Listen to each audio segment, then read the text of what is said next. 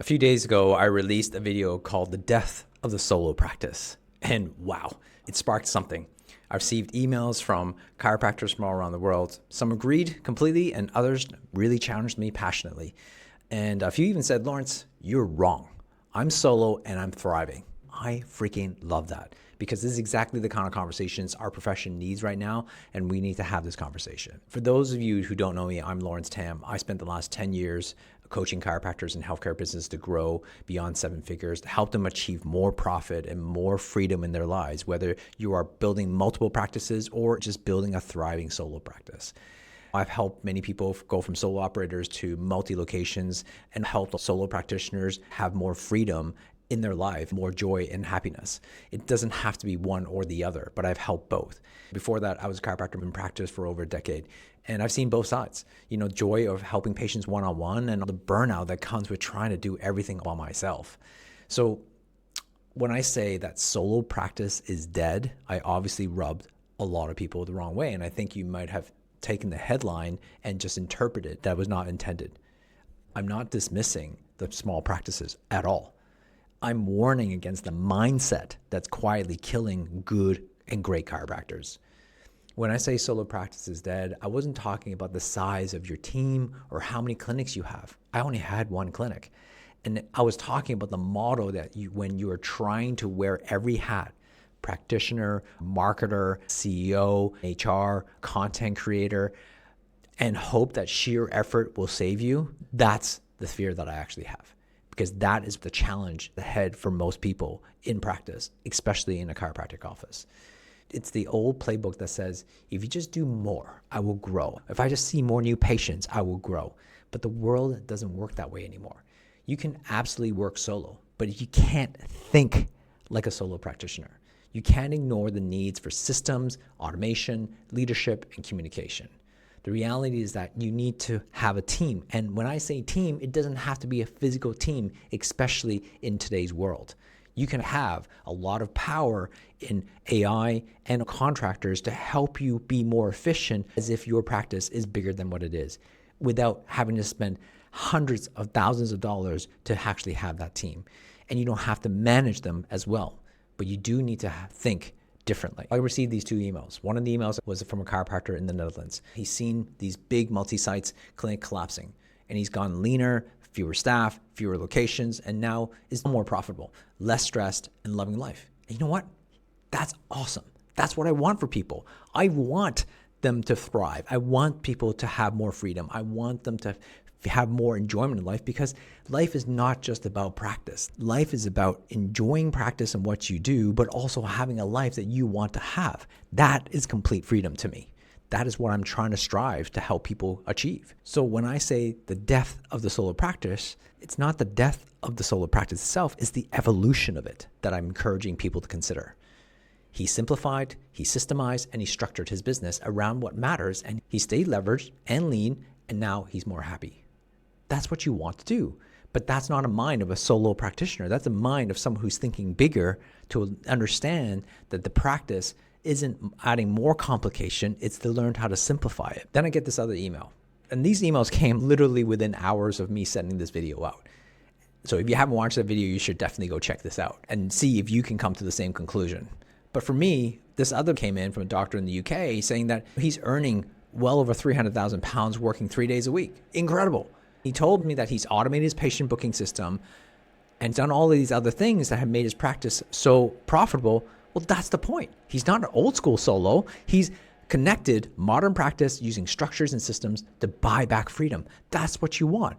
When I was in practice, I was working only 3 days a week. In fact, I actually got down to 2 days a week, thriving, enjoying my life because I was spending time with my kids, but also at the same time, running a practice and serving my clients and changing people's lives. That's what I wanted for people. I've experienced that life, and I want people to experience that too. What I hated was being bogged down, compressed, complicated systems, complicated life, complicated practice that made me unhappy and not enjoying what I do. I didn't go into this profession hating what I did. I went into this profession to help people, but also want to be able to enjoy the life that I want to have and have a thriving life with my family.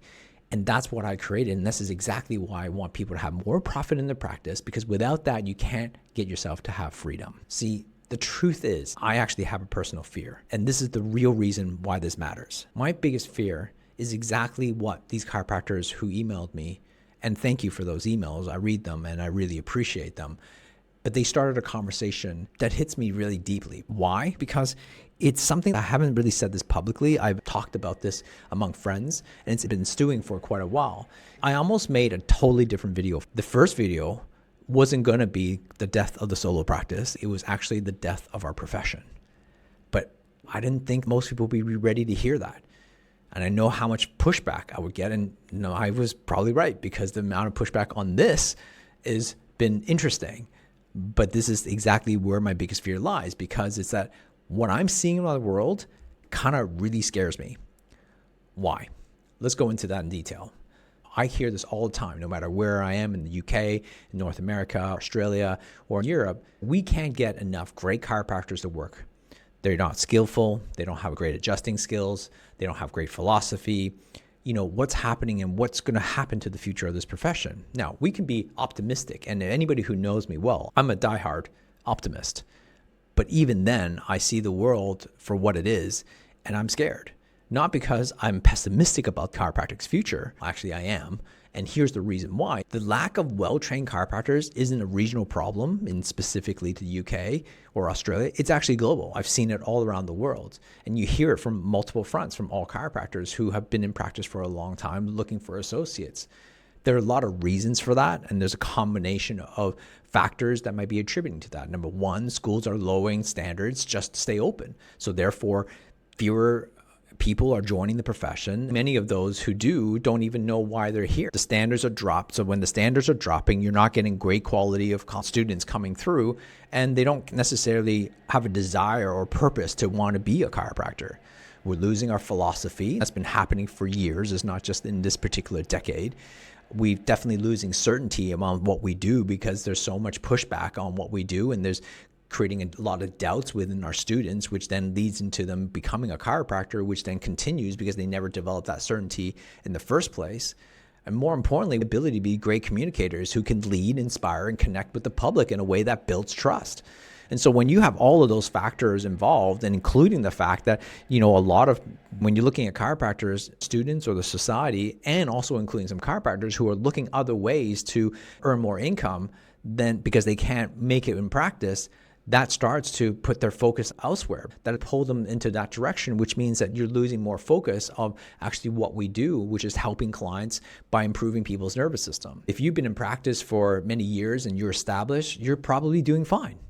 But for those new grads coming out, the climb is very, very steep, and it's very challenging because the motivation, the work ethic, and the clarity of purpose is definitely fading. And that scares me the most. I'm not saying everybody's like this. I'm just saying a majority, or we're seeing more and more like this, and which means it's going to affect the overall profession. It's not just the death of the solo practitioner we should be talking about. It should be the slow decline of the profession itself. We don't adapt. And maybe I'll shoot another video on this. But here's the solution that I have around solo practitioners. The solution isn't to go big or go bigger. It's about going to be more connected. That's using systems to simplify communications. It's using automations to keep patients educated and engaged. It's building teams that share your vision, even if the team is only 2 people. And more importantly, is reconnecting with why you started this in the first place. The chiropractors who thrive in this next decade won't be the busiest. They'll be the clearest.